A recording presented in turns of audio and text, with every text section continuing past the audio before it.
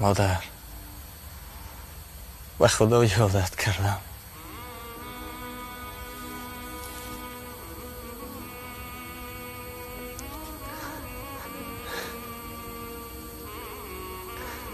دیروز زنی همسایه آمد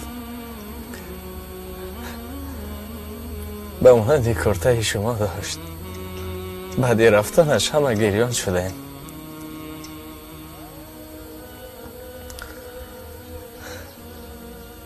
چقدر سخنهایم نگفتم مادر. به خدا یادت کردم.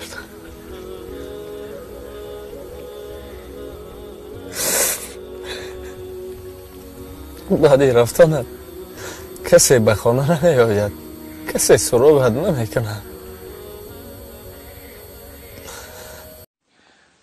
بچه‌مه بگه این سوش خدا بگیره، یک بار کیلومتر را یک کاسه اوچش خبر بگیره.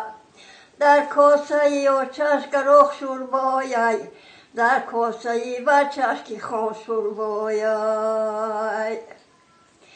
کشکه کی خونه بچم نمیشی در نظرم، تا دیدن نمیدیدم نمیشتو جگرم. هر وقت به سوی سکه های فروش می نگرم، آواز دیدم میریزه و خونه جگرم. ای بچه جان من خونه بدارم، در کسلی خود زدم بچه کی غم بمارم.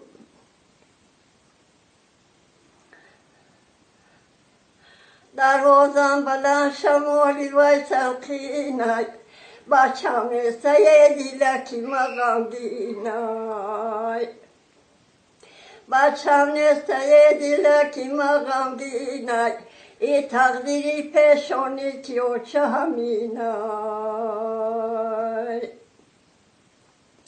ما آمدم میگفتم بچه ما میبینم و میروم، مرازای دل ما با بچه میگوم میروم.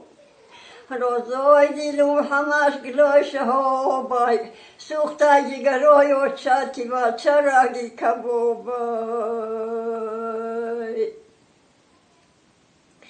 کفترکی سفیدکی گردن گلی خور، گاه خطرای بارانی بچکی گاه آوی بهار. ای دیلکی آمده نداری بچه این سال.